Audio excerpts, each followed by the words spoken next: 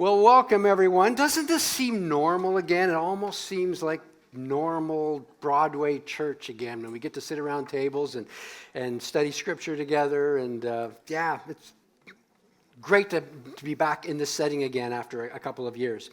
Well, last week, if you remember, we did a teaching on masks, vaccines, and political parties. By the way, that is going to be revisited. I'm going to be teaching that, not next Sunday, but the Sunday after, during the services. It was strongly recommended through many sources. They said, this is something that should go beyond this classroom, should go to the whole congregation. So we adjusted the schedule a bit, and I'm going to be doing that teaching again during the Sunday services on October 23rd. So if somebody wanted to see it or couldn't be at it or whatever, it's going to be available again in our services. And if you don't want to hear it again, you can stay home that Sunday.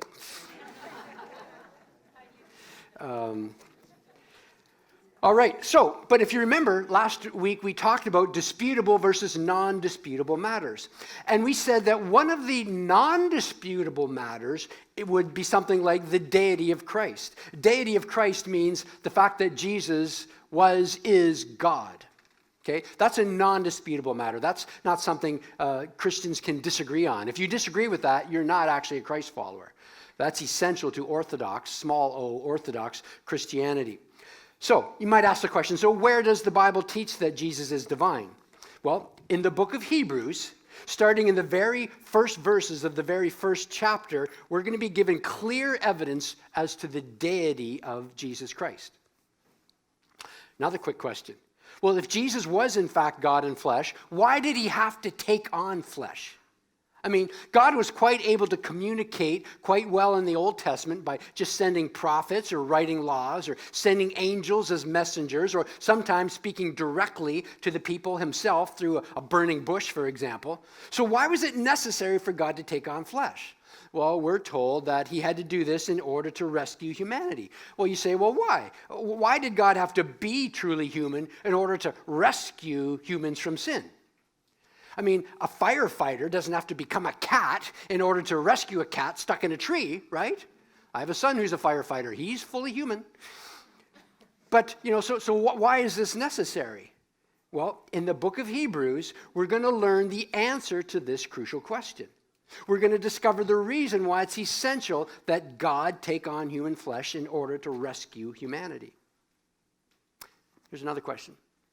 Is it possible for a Christ follower to forfeit their salvation? Meaning, can you be a former Christ follower? Can you say, I once followed Christ, but I no longer am a follower of Jesus? Is it possible to forfeit your salvation? And if so, what do you have to do in order to make that happen? Is there a specific sin that has to take place? Is it a one-time act, or is it a pattern of sin that leads to a person to cross that line? Can a person who once followed Christ and was a temple of the Holy Spirit cease to follow Christ and cease to be a temple of the Holy Spirit? In the book of Hebrews, the author addresses this topic directly, since he seemed to have a concern that some of his readers were in danger in this area. We all struggle and strive in different areas of our lives, don't we? We struggle with emotional issues, mental health issues, physical issues, temptations of all kinds. And we're told that God in Christ came to earth to meet us at our point of need.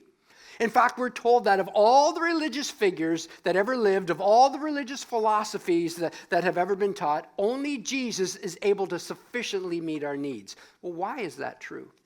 And on what basis is such a bold claim made?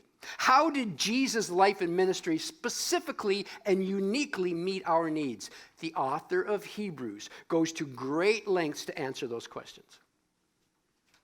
So, our Bibles are divided into the Old Testament and the New Testament, right? The word testament literally means covenant, which literally means contract. So there's the old contract God had with humanity, and we have the new contract God has with humanity. So when speaking with a Jewish individual, they can understandably be very offended when you address their scriptures as the Old Testament. The implication is that what they have is obsolete, outdated, not as effective. But is that true? Is the New Testament superior to the Old Testament? And if it is, in what ways is it superior? How and why is the New Testament so much better than the Old Testament? The writer of Hebrews doesn't pull any punches when it comes to this question. He bluntly and boldly compares the two, and he informs his readers, and it's targeting Hebrews, but a specific group of Hebrews, as we'll learn in a couple of moments. It targets them with the truth that they would be fools to choose the Old Testament over the New Testament. And over the next few weeks, we're going to discover why he feels that's true. Can you remember a time in your life when the excitement and passion you had as a follower of Jesus was bigger than it is now, was greater than it is now? Think of a time in your life when the intensity of your walk with God was at its peak. Imagine a scale of 1 to 10, okay? With 10 representing your spiritual passion at its highest point. Where are you today on that scale of 1 to 10? If you're below your peak, what do you feel has caused the decline? What's taken place? What choices have you made? What events have transpired that have led to this decrease in spiritual intensity in your life? And what can a follower of Jesus do to avoid or to overcome apathy in life, in their faith? The writer of Hebrews devotes a fair bit of time and ink to answering that question.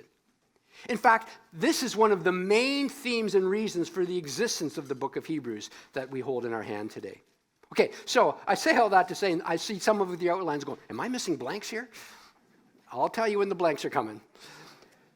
But as you can see, the book of Hebrews is a fascinating, informative, and highly relevant piece of literature, well worth studying. And that's what we're going to be doing for the next few months together. We're going to go on a verse-by-verse, word-by-word journey through the New Testament book of Hebrews. And today, we're going to lay the groundwork for our study. Today, we're going to ask and answer some crucial questions when it comes to studying any document, but especially an ancient document like the book of Hebrews. Now, I'm going to read a piece of literature here for you for a second here, okay? On a warm summer day, first thing in the morning, little Sydney woke up and yelled, "This farm is so boring.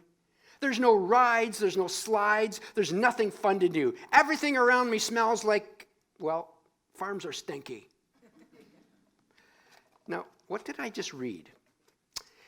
In order for any of this to make sense, what are some things that you would need to know? So let me ask you this. I'm going to open it up. In order for that piece of literature, and that is a published piece of literature I just read, in order for that to make sense, what are some things that you would need to know? Just shout out at me. A little louder. Pardon? The animals that are on the farm. What else would you need to know about that literature? Who wrote it? The location of it? When it was written? Why it was written? Yeah, in order to make sense. It would put it in context, wouldn't it? Well, in order to fully understand the content of a document, you would need to know who wrote the document, to whom was that document written, when was the document written, why was it written, was it a specific type of document? Was it a legal document? Was it a personal document? Was it a poem? In this case, that was written by Dave McManus, the husband of one of our staff members. And he wrote that book for his daughter, Sydney. He dedicated it to his daughter, Sydney. And it was all about, in fact, what is his, the dedication says, "This book is dedicated to my daughter, Sydney. Never stop dancing and remember to always have fun." It's a great little book if you want to buy one. Okay, so the more we can glean in answer to these questions, the better equipped we're going to be to understand the meaning and message behind the document. And that's exactly what scholars have done and do when it comes to studying ancient documents, including biblical documents. So let's see what scholars have learned over the centuries when it comes to the book of Hebrews. So the first question on your outline, what kind of a document is it? Okay. In other words, it's not the blank yet, but is it a sermon? Is it a poem? Is it a legal document? Is it a letter? Is it a biography? Is it apocryphal like the book of Revelation was? Is it a myth? Is it a legend? Is it a historical document more like Acts? Well, as your outline says, Hebrews is a sermon that has been packaged in the form of a letter. So it's this hybrid. It's a sermon that was actually packaged in the form of a letter. Now, this is crucial because when you read it, imagine yourself reading the transcript of a speech. The author switches back and forth between teaching, encouraging, and then warning, then illustrating, then exhorting, and then frequently uses personal asides. So as your outline says, if you try to read it like one of Paul's letters with a more rigid structure, you're going to become frustrated and confused. So if you try to read it like Corinthians or something, where it's just this letter to people and he's answering questions and he's making arguments, you're going to get frustrated and confused. Trust me on this. I had to learn this the hard way over the years. It's more of an informal conversation than a formal argument. And recognizing that dynamic helped me to better understand the book. So for the longest time, I was trying to read it like it was an organized flow of thought, where every paragraph built on the paragraph before. And at times this worked, but then I would come up against what felt like a random thought that didn't seem to fit. Like, why are we suddenly talking about this out of nowhere? And that's because it was a sermon where he was interacting with people, but then it was translated and put into the form of a letter. So who wrote it? Next question on your outline. The author does not reveal themselves, and their name is unknown to history. The author of Hebrews is unknown. We don't know. Their name is unknown to history. Now, over the century, various authors have been proposed. Paul was once a popular option, but no longer is. Very few scholars actually think Paul wrote this anymore. And there's reasons, we'll get into that in a second perhaps. A great candidate in my mind, if I was pushed to name somebody, I think it's Apollos maybe, who we read about in the book of Acts. And there's reasons for why many scholars think that. So while we don't know the name of the author, here's what we do know. A couple things on your outline. Number one, we know the author was a dynamic speaker. We know the author was a dynamic speaker because the content of Hebrews is very emotive, very creative. They were, because some people think it may have been a woman as well, Priscilla maybe, very forceful communicator. Secondly, the author had a strong grasp of the Old Testament scriptures. Very strong grasp of the Old Testament scriptures. In fact, here's some stats. Of all the writings, New Testament writings, none is as saturated with the Old Testament as Hebrews.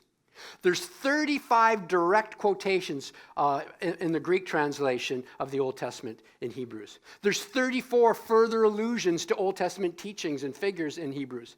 19 summaries of Old Testament material in this book of Hebrews. So whoever it was had a very strong grasp of the Old Testament. Number three, the author was highly educated. The author was highly educated. Now, how do we know that? A couple of reasons. Scholars tell us that the Greek, and this was written in ancient Greek, that the Greek in the book of Hebrews is of the highest qualities. In fact, the two most difficult books to study for Greek students are Luke and Hebrews. Now, Paul was an educated man, and so his letters are good, classic, strong Greek. But scholars tell me, and I studied 1 year of Greek and then gave up, which is better because I gave up Hebrew after 3 months. But it's hard to study language when there are no vowels. But anyway, that was Hebrew. But scholars of Greek tell us that the Greek of Hebrews is like Shakespeare to English. It's just very complex, and this is his highest level of Greek. It's a lot fancier than Paul's letters. That's why scholars don't think Paul wrote this, because we have lots of Paul's letters, and there are patterns that he uses, and there's classically Pauline Greek. This is not written by Paul. Number four, the author was a committed minister, deeply concerned about the souls of his audience. The author was a committed minister, deeply concerned about the souls of his audience. In other words, this isn't some dispassionate, intellect-focused essay. This is a polished but passionate sermon converted into a letter. The author clearly loved and deeply cared about the souls and outcomes of his readers. Number five, the author appeared to have an existing relationship with his audience. So there was an existing relationship with his audience. From the things that he writes and the information that he shares about what they have done in the past, but also about where they're at in the present, he clearly has personal knowledge of them. He mentions the names of people that they all have in common, like Timothy. He says, when Timothy gets out of jail, I'll come with him to come and see you. So they all know the same people. They have relationships, okay? Having said all that, whoever the author was, we know that historically the author was fully endorsed by and accepted within the apostolic circle. That's why it's in Scripture, because it was endorsed by the apostles, okay? For example, this person traveled with Timothy, who was like a son to Paul. So this individual was right in the apostolic circle. And that's why it was endorsed and accepted from the very beginning by New Testament churches as Scripture, and treated not as just any old letter. Okay, so question 3 on your outline. Who was the original intended audience? As your outline says, and this is key, the original audience appears to have been a relatively small group of Jewish Christians, maybe a home group, who had been raised in the Jewish synagogue but converted to Christianity. So the original audience appears to have been a relatively small group of Jewish Christians. Can we turn the heat down in this room, by the way? Thank you. Unless you're cold, in which case I have no answer for you. So a group of Jewish Christians, perhaps a home group, who had been raised in the Jewish synagogue, but they converted to Christianity. So this wasn't written just to Hebrews in general. So the title Hebrews is a real clue, but it's not just to any Jewish person anywhere in the world. There's a particular group of people who were facing particular circumstances that this author was targeting, okay?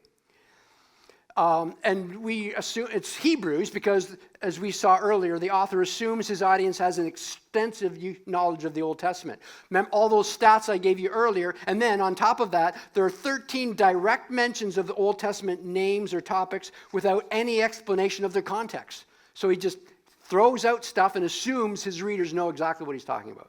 No explanation at all. And also, the author uses theological concepts that were very popular in Greek-speaking synagogues in the first century. Unique things about how they treated Moses and their view of angels, for example, that were very popular in Greek-speaking synagogues in the first century. Okay, letter B. The original audience appears to have been based in Rome sometime around 64 AD. So the original audience appears to have been based in Rome sometime around 64 AD. You say, why Rome? Well, let's do a timeline here. So, and we'll make, this is the death and resurrection, which we'll just say roughly 33 AD, okay? Now, back in 62 BC, Emperor Claudius attacked Jerusalem and took a whole bunch of Jews into exile, and he brought them to Rome. And that's how Rome became populated with many Jewish people, okay? And then over the decades, they just became more enfolded into Roman culture, and they became Roman citizens and people in Rome and influential people in Rome, right up until and past the time of Christ. But then, in the year 49 AD, something kind of difficult began to happen. And that was the year when, this is actually Pompey. I said Claudius. It's Pompey, not Claudius. And in Emperor Claudius, in 49 AD, made a decree. And he decreed that he expelled all Jews from Rome in the year 49 AD. Why? Well, we actually know why. I mean, we have Jewish historian Suetonius wrote the following. This is a quote from Suetonius, a first century Jewish historian. He wrote this: "There were riots in the Jewish quarter at the instigation of Crustus. As a result, Claudius expelled the Jews from Rome." Crustus. Now, here's the thing. Looking back, historians realize that Suetonius probably made a bit of a mistake here. And Crustus was the popular name of a slave in first century. And so, as Suetonius understood it, at the instigation of Christus, so he imagined some slave instigated some riot in the Jewish quarter, and it was all going crazy, so Claudius expelled all the Jews from Rome. But historians look back and realize he's made a mistake here, and it should be Christus. And what went on here was that 49 AD, Christ followers in Rome were preaching in the Jewish synagogues, in the Jewish quarter, and it was causing all this turmoil. And people are saying, well, hold on, the Messiah's come. And so there was this infighting amongst Jewish believers. They became Messianic believers or Jewish Christ followers, and they were fighting with the Jewish people who had then rejected the Messiah. And it appears that Suetonius misunderstood this. He mistook Christus for Christus, and because he wasn't there, he was reporting what had been reported to him. And so it was causing all this turmoil, Jew against Jew, Christ follower, Christian Jews against non-Christian Jews, and just causing all this turmoil to the point that Claudius expelled them because of all that was going on. But either way, what would happen was that Christians, you need to understand that Christians were, for the first several decades, were lumped in as a sect of Judaism. They weren't seen as different. Christians were just seen as like a denomination of Judaism. And but that changed a little bit later. So it would have been really bad for Christians at this time, because what would have happened is they would have been rejected by their brethren, other Jews. They'd also been rejected by Gentiles who would see them as Jews or as Christians. So Christ followers who were Jewish background in Rome back then, they were getting it from all sides and from all angles. They had been persecuted in several ways. And so we read in Hebrews, just an example, Hebrews 13:24, it'll make more sense. So this is why, another reason why we think it was in Rome. At the end, he says, greet all your leaders and all the Lord's people. Those from Italy send you their greetings. So in other words, I've got some people from Italy with me, and they say hi. So it's like if I'm writing a letter, and you see at the end of the letter, those from Vancouver say hi. You assume, okay, it's probably written to Vancouver, right? And so that's a reason why many believe that it was written for people in Rome. But also, Acts 18, verse 2, it refers back to what we just talked about with Claudius. Let me start at verse 1. It says in Acts, Paul left Athens and went to Corinth. There he met a Jew named Aquila, a native of Pontus, who had recently come from Italy with his wife Priscilla, because Claudius had ordered all Jews to leave Rome. So they had left and found themselves in this region because they were part of this diaspora that got kicked out of Rome. Now, not all Jews left, but many did because it was very uncomfortable. Another reason why we think it was written to Rome, the earliest historical use or quoting of this book was from a letter written by Clement of Rome at the end of the first century. So there seems to be good, strong evidence that this letter was written to people who were raised as Jews and had recognized Christ as their Messiah. They were living in Rome sometime around 64 AD. Now you say, okay, why 64 AD?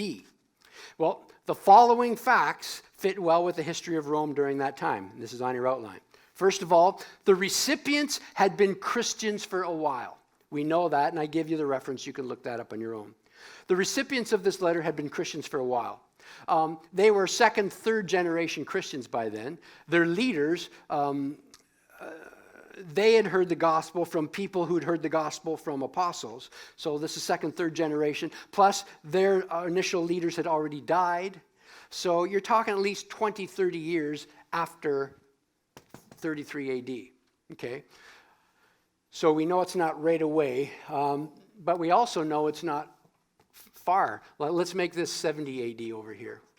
We know it's not past, we have a good reason to believe it's not past 70 AD, and we'll say why in a moment. Secondly, they had persevered through a time of persecution in the past. So these people had persevered through a time of great persecution, where some of them lost all their belongings and everything, which is probably around this 49 AD. So the writer's saying, you've already undergone a great persecution. They're in Rome, in Italy. So nothing like that happened before 49 AD. And so it's in this window between 49 and 70 for some reason. Let's keep seeing what more evidence we have. Third, they had yet to suffer martyrdom. So they'd been persecuted, but not to the point of losing their lives. So again, that means it's somewhere between 49 and even 64 AD. You say, well, why that? So specific, we'll get to that in a second. And number 4, the level of persecution was increasing. Okay? So, the level of persecution is increasing. They've experienced some persecution, but not to the point of dying yet, but it's ratcheting up. It's getting higher and higher. So, why do we have 64 or 70? Well, I think, let me give you number 5, and then I'll fill in some other stuff. The temple in Jerusalem appeared to still be standing. The temple in Jerusalem appeared to still be standing. And the temple was torn down by the Romans in 70 AD. Okay? That's when it was burnt down.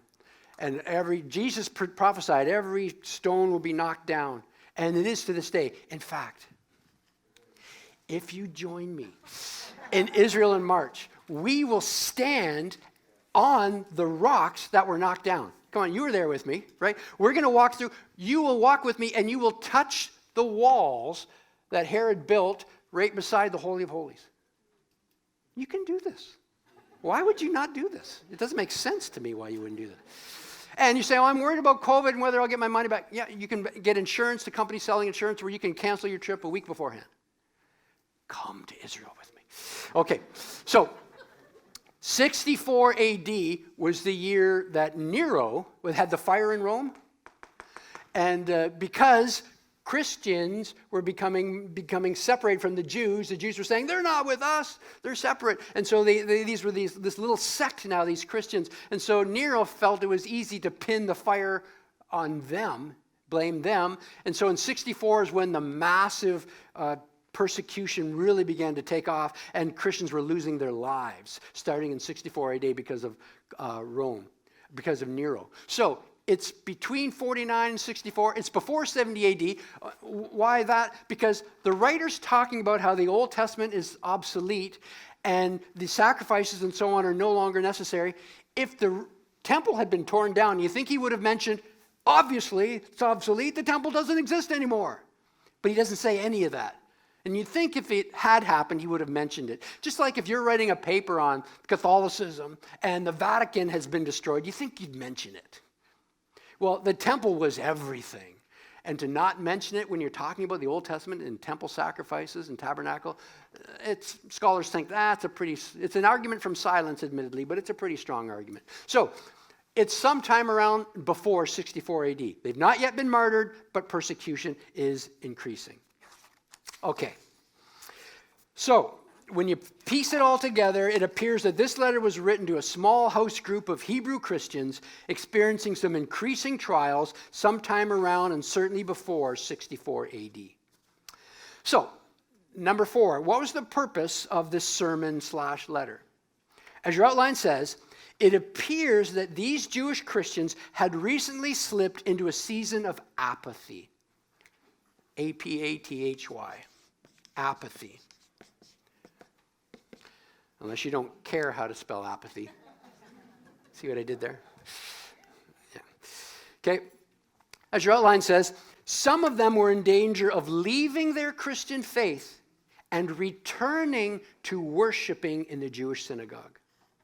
Some of them were thinking about leaving their Christian faith and returning to worship in the synagogue.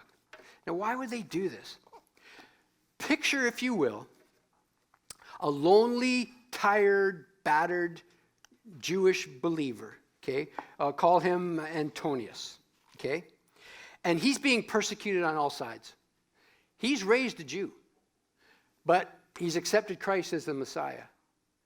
But his own family is rejecting him. The Gentiles are rejecting him. It's getting harder and harder to be a Christ follower in Rome. And he's starting to wonder a little bit. Things are getting tough. One author gave this scenario. He says, picture this guy named Antonius. Antonius remembered the traditions of the synagogue and the support of the Jewish community, the joy of the festivals, the solemn celebrations of the Jewish calendar. He appreciated the fellowship of Christ's community, but he genuinely missed the traditions of his ancestors. He missed the Thanksgiving weekends, think in those terms. And he missed members of his family. He watched them from a distance as they walked together to market by the Tiber River. Some of them still would not speak to him and passed him on the street as they would a Gentile. That was difficult. And today his loneliness closed in around him like a dark, damp blanket. To make matters worse, he was one of the poorer members of the church. When Antonius became a Christ follower, he lost his job as a tailor's apprentice in the Jewish quarter. He now spent his days sorting rotting produce, sweeping the floor, swatting flies, and receiving orders from obnoxious Roman slaves shopping for rich mistresses. Antonius had missed the weekly meal and worship at the church for the last 2 weeks. His heart had cooled somewhat toward that little house group he attended. That night, the believers were to meet for worship and encouragement. Rumor had it the leaders had received a document from back east somewhere. That would be the book of Hebrews. So, if you can picture, Antonius is the type of person this writer is writing to. I know you're struggling. I know it's tough. I know you're tempted to go back to the old ways. Let me show you why that would be a big mistake. If you understand that context, you are understanding why Hebrews was written and to whom it was written. And letter B, the author speaks directly to this topic.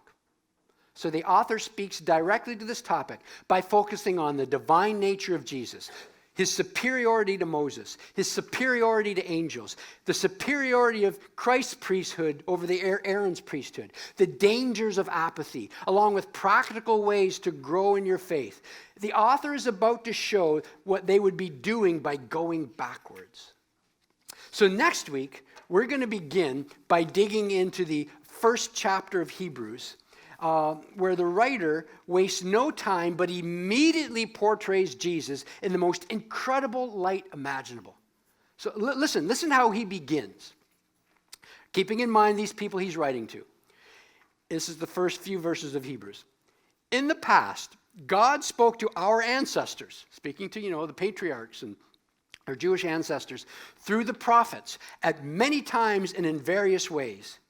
But in these last days, he has spoken to us by his Son, whom he appointed heir of all things, and through whom also he made the universe.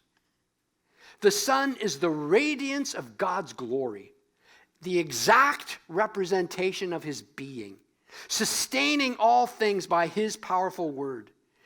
After he had provided purification for sins, he sat down at the right hand of the majesty in heaven. So he became as much superior to the angels as the name he has inherited is superior to theirs. For to which of the angels did God ever say, "You're my son, today I've become your father"? And he goes on comparing Jesus to angels. Now, why does the writer do this? Some thought it was because some people were claiming that Jesus was just an angel. But we're going to discover next week that there's likely another reason for the introduction of angels right at the beginning of this letter. A reason tied directly to their Hebrew roots. So next Sunday, we dive into some teaching about the divinity, the deity of Christ, and the role of angels. And with that, we're closed for this week, and I'm going to open up to any questions you have about what we've learned so far. Yes?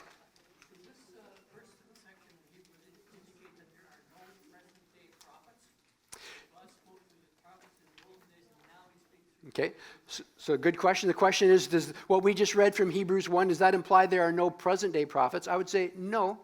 I don't think it implies that, because later the Apostle Paul says there still are prophets. He's appointed some apostles, some prophets, pastors, teachers, and so on. But he's simply saying, I just want you to know, in the past, here's how God spoke, and in various ways. But now he's spoken to us by his Son, and the Son is still endorsing the role of prophets and pastors and teachers. But he's simply saying, in the past, that was the only way we heard from God, through prophets. But now, primarily through the Son, whom he's appointed heir of all things. Other questions about what we learned? Yes? What's the persecution that you mentioned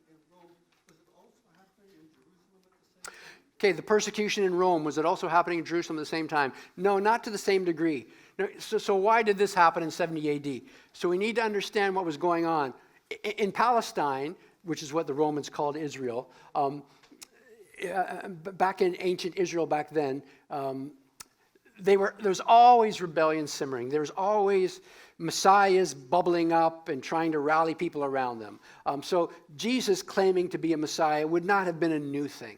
That would have been, oh, yes, another one, you know.